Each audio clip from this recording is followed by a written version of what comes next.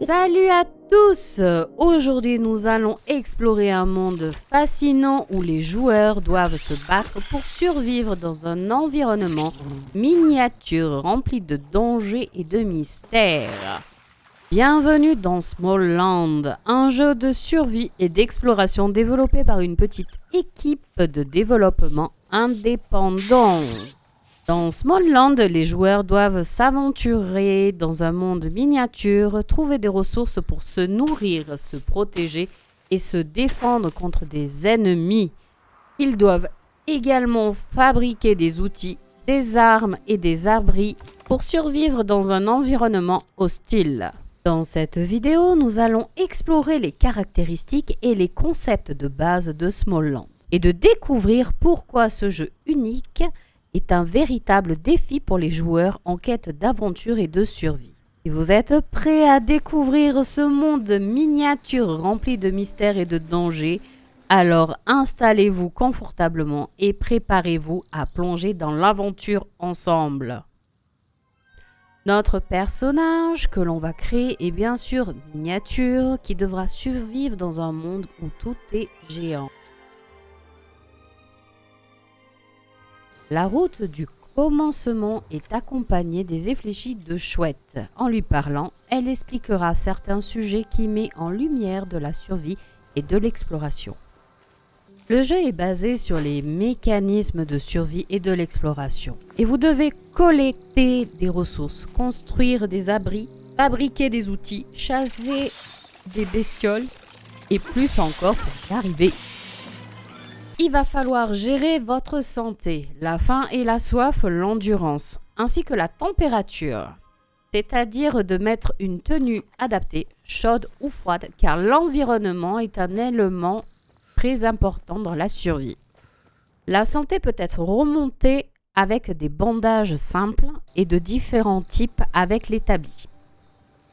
Au fur et à mesure d'avancer votre progression, vous pourrez utiliser la table d'apothicaire avec des buffs et bien sûr des potions de soins. Sinon, lors de la nuit, vous pourrez utiliser le lit pour restaurer votre vie, mais pensez votre faim. Le matin surtout, un petit déj.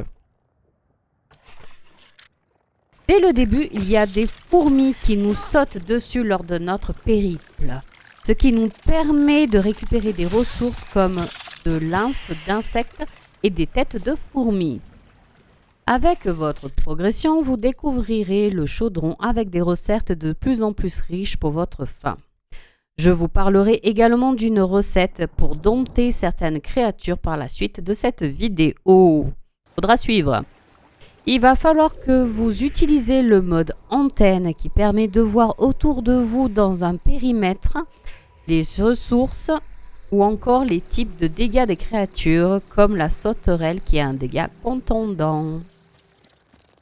Il y a 4 saisons qu'il va falloir s'adapter dans notre tenue disponible dans le jeu.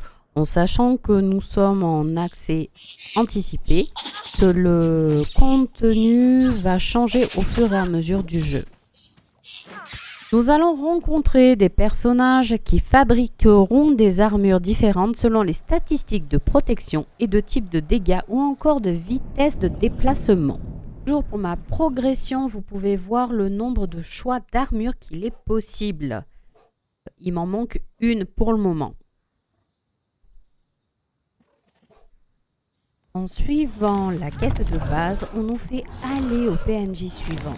Celui-ci donne l'emplacement du boss.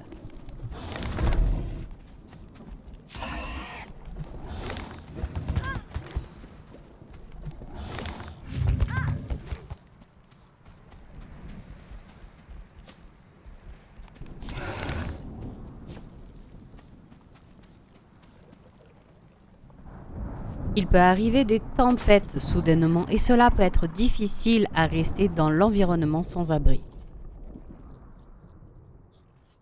Également, votre camp est mis à l'épreuve par la nature. Il faudra réparer les murs et les objets craftés dehors. Sans abri.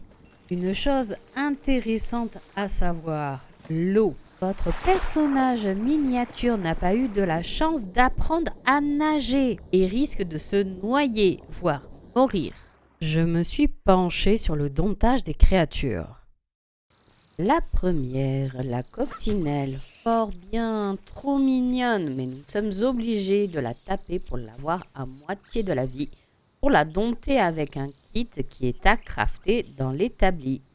La coccinelle sera un compagnon de stockage qui vous suivra lors de vos sessions de farm. Dans la suivante, il faudra faire dans un chaudron un gâteau spécial pour les sauterelles. Un seul suffit, mais il faut en avoir sur le coude car les accidents en sauterelle arrivent très vite. Elle peut faire de grands bonds, ce qui est pratique pour passer les cours d'eau sans se mouiller de préférence car elle ne vole pas. J'ai également rencontré une autre créature que l'on peut dompter, un gréco, comme un lézard. Vous ne pouvez pas garder plusieurs montures. Il faudra relâcher la première pour dompter la suivante. Il court rapidement mais ne saute pas.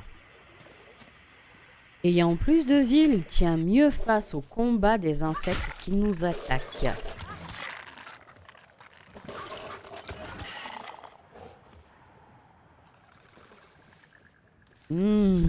L'araignée. J'aurais préféré une veuve noire pour le nom qui est stylé.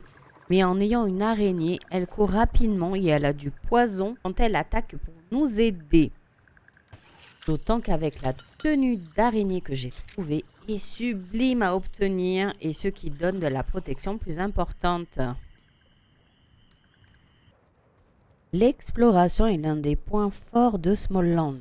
Le monde miniature est rempli de détails fascinants, comme des champignons lumineux, des rivières qui coulent et des paysages époustouflants.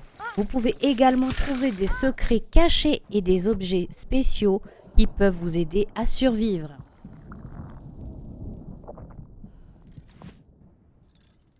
Voilà, c'est tout pour cette vidéo sur le gameplay de Smallland. J'espère que vous avez apprécié ce tour d'horizon des mécanismes de gameplay et des astuces pour vous aider dans ce monde miniature.